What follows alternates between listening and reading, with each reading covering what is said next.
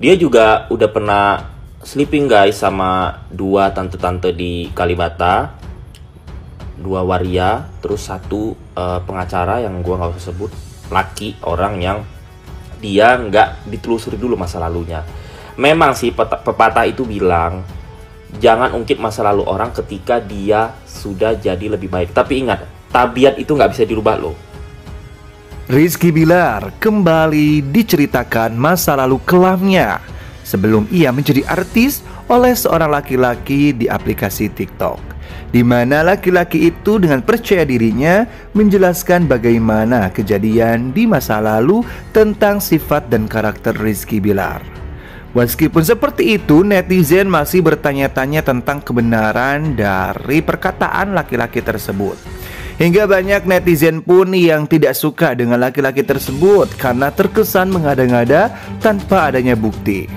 Tapi bagaimana pandangan hukum Islam apabila ada seseorang yang membuka aib di masa lalu? Mari kita simak bersama-sama di Adam History.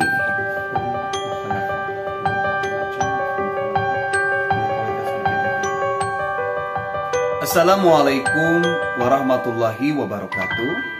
Sahabat netizen yang beriman, kembali lagi bersama saya Adam Ilyasin di Adam History. Pada kesempatan kali ini, saya akan membahas mengenai masa lalu yang kelam. Tentunya ini berkaitan dengan Rizky Bilar.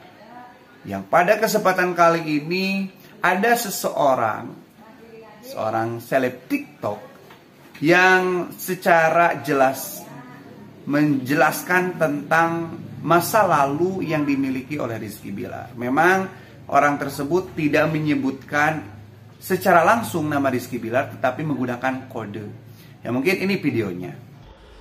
Terima kasih buat netizen-netizen yang like tiap video gue. Dan gue tahu berarti kalau lo nge-like, lo percaya sama gue kan? Iya, gue kalau udah ngomong itu berarti 1.000.000% bener. Nah, si Kiris ini udah punya anak guys. Dan kasihannya lagi kemarin orang media bilang, oh Mas Satria, kita shock banget pada saat dia menikah itu. Kenapa? Karena pada saat dia ke kantor sebelum menikah itu, pas lagi euforianya netizen, itu dia ngomong loh ke kita, ih malas banget sih si Dede wea-wea gue, malas banget sih, ya dia nggak tipe gue gitu. Dia aja tuh kebaperan, padahal gue nggak kenapa-napa sama dia. Terus tiba-tiba dia nikah, kita shock Mas Satria, hipokrit banget. Dia juga udah pernah sleeping guys sama dua tante-tante di Kalibata, dua waria, terus satu pengacara yang gue nggak usah sebut, laki. Dulu dia tinggal lama sama pengacara itu. Ya dia memang piala bergilir dulu, karena dia belum syuting itu hidupnya udah hedon banget guys, udah punya ini ono, udah kesana kesini. Ya gue kan bukti gue tidak mengada-ada, gue nggak pernah nyudutin istrinya kan. Ya gue kasihan aja sih lihat istrinya tuh kayak gini loh. Si istrinya itu meniti karir dari nol, dari bawah, kepala di bawah, kaki di atas. Tiba-tiba dapat orang yang dia nggak ditelusuri dulu masa lalunya. Memang sih pepatah itu bilang jangan ungkit masa lalu orang ketika dia sudah jadi lebih baik. Tapi ingat, tabiat itu nggak bisa dirubah loh. 3 tahun bisa, tapi nanti ending-endingnya balik lagi ke tabiat asal. Ya feeling gue mereka bakal divorce. Kenapa? Karena mereka itu menikah tidak dengan dasar cinta. Menikah dengan kebetulan situasi, kondisi, euforia, dan ego. Yang ketika masyarakat mengeluh-elukan mereka, ya udah kita nikah aja deh gitu. Karena si cowok juga masih skuter, jadi ya biar aja lah, biar karir gue naik, udah nikah aja lah gitu kan. Orang yang menikah karena ego itu rawan bagi sebuah rumah tangga. Kenapa? Karena di rumah tangga itu di tahun kelima kita akan merasakan kebosanan, berantem, miscommunication. Nah, disitulah bahaya. Apalagi kita ketahuan punya masa lalu yang bisa diungkit. Itu akan jadi kekurangan buat kita dan itu akan divorce guys. Saran gue buat netizen gue, tonton aja, karena jangan terlalu berlebihan membela. Nanti kalau si perempuan itu speak, kebukti, kan kalian malu kan? Intinya gue berkata karena gue tahu. Nah, dalam video tersebut kita sangat jelas sekali mendengar bagaimana masa kelam yang dialami oleh Rizky Bilar yang diceritakan oleh orang tersebut. Dari mulai bagaimana karir sebelum menjadi artis dan apa yang menjadi kelakuan Rizky Bilar sebelum menikah dengan Lesti Kejora, hingga menyebutkan tentang tabiat ya orang tersebut, dan katanya tabiat tidak bisa dirubah. Oke, mungkin kita akan bahas dulu tentang masa lalu. Setiap orang pasti memiliki masa lalu. Dan masa lalu yang kita alami itu pasti terbagi menjadi dua. Ada masa lalu yang mungkin dikategorikan pada masa lalu yang baik, dan ada juga masa lalu yang buruk. Pasti setiap orang itu memiliki bad side and good side. Artinya memiliki sisi baik di masa lalunya dan sisi buruk di masa lalunya. Tetapi yang perlu kita garis bawahi, setiap masa lalu itu adalah satu hal yang perlu kita lupakan. Artinya, jangan sampai kita itu terlalu melihat masa lalu. Kalau kita analogikan seperti orang yang sedang naik motor. Jangan terlalu banyak melihat ke belakang. Melihat spion terus.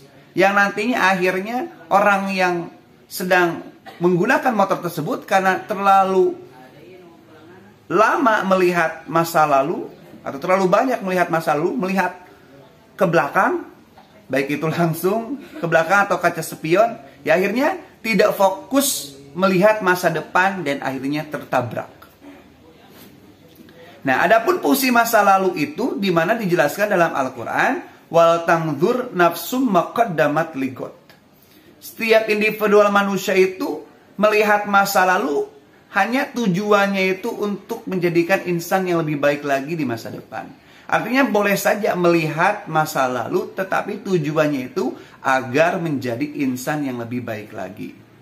Tetapi jangan sampai kita malah fokus pada masa lalu dan melupakan bagaimana menjadi orang yang lebih baik lagi di masa depan. Jadi kalau misalkan ada seseorang yang mengungkit masa lalu, lalu menceritakan hal-hal yang jeleknya, lalu malah mendoakan hal yang buruk, itu merupakan suatu hal yang sangat tidak baik sekali. Masa lalu itu diingat untuk menjadi insan yang lebih baik lagi. Jadi kalau misalkan mengungkit masa lalu, lalu menceritakan tentang tabiat seseorang yang katanya tidak bisa dirubah, nah ini salah ya. Yang pertama kita harus mengetahui ada yang dinamakan dengan fitrah manusia. Fitrah manusia itu adalah ingin menjadi orang yang lebih baik lagi. Di mana dalam hadis juga dijelaskan, kullu mauludin yuladu alal fitrah. Setiap yang dilahirkan itu dilahirkan dalam keadaan fitrah. Artinya fitrah manusia itu ingin menjadi orang yang lebih baik lagi. Jadi dalam diri setiap umat manusia itu pasti memiliki jiwa di mana berkeinginan untuk menjadi insan yang lebih baik lagi. Memang ada kebiasaan ataupun habit yang sering dilakukan dan akhirnya menjadi kebiasaan. Tetapi tetap saja, yang namanya kebiasaan, kalau misalkan kebiasaannya melakukan kebiasaan buruk, ya kita biasakan saja dengan kebiasaan yang baik, agar kebiasaan buruk itu bisa hilang. Dalam hadis Rasul juga dijelaskan, wa atbi'is sayyi'atal hasanata. Kalau kita memiliki kebiasaan yang buruk, maka kita ikuti dengan kebiasaan yang baik. Maka tamhuha, kebiasaan buruk itu akan terhapus oleh kebiasaan baik.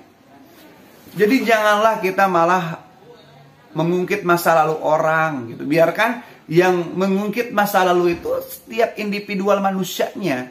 Jangan malah kita mengungkit masa lalu orang, apalagi masa lalu yang jeleknya itu lebih ke gibah ya. Udahlah, jangan lakukan hal tersebut. Apalagi sampai membawa masa depannya seperti apa, nanti nasib rumah tangganya seperti apa. Itu tidak baik. Karena setiap orang itu punya kesempatan menjadi orang yang lebih baik lagi. Banyak kok cerita-cerita orang yang memang masa lalunya kelam tetapi di masa depannya sangat cerah sekali, di mana ia menjadi orang yang lebih baik lagi. Jadi jangan sampai kita itu mengkreditkan seseorang akan melakukan hal yang jelek terus seperti masa lalunya. Jangan seperti itu. Setiap orang itu berhak untuk menjadi insan yang lebih baik lagi, menjadi individu yang memiliki kebaikan di masa depannya.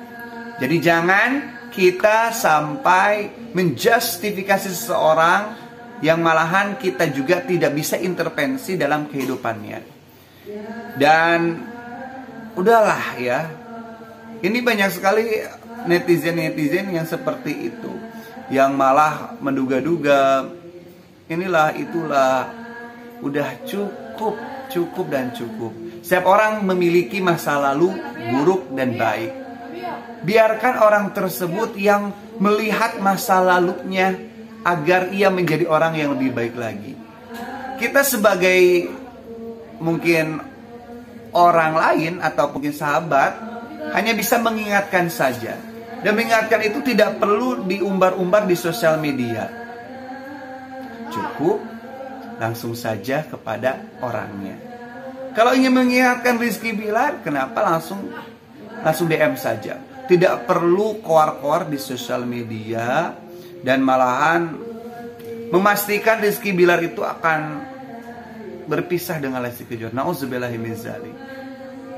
Kalau memang ingin membantu Dede Lesti, ya udahlah, biarkan Dede Lesti itu hidup bahagia dengan Rizky Bilar. Apalagi sekarang alhamdulillah putranya BBL sudah lahir. Kita sama-sama doakan saja hal yang terbaik. Lupakan hal-hal yang memang buruk di masa lalu yang akan mengganggu keharmonisan kebaikan keluarga di masa depan. Ingat, tujuan mengingat masa lalu itu untuk menjadi insan yang lebih baik lagi, bukan untuk menjadi menghancurkan hal yang baik di masa depan. Mungkin itu yang bisa saya sampaikan. Dan semoga Rizky Bilar dan Lesti Kejora serta putranya bisa tetap ada dalam keistiqomahan, dalam kebaikan. Dan orang-orang yang jahat, yang mencoba untuk merusak hubungan mereka, semoga Allah sadarkan, Allah berikan hidayah. Mungkin itu yang bisa saya sampaikan. Saya minta dukungan dari sahabat netizen yang budiman semuanya untuk sama-sama mendukung channel ini dengan cara like dan share videonya, serta subscribe channel Adam History. Jangan lupa juga untuk sama-sama menyebarkan hal-hal yang baik. Semoga semua sahabat ada dalam kebaikan. Billahi taufiq wal hidayah wal afu minkum.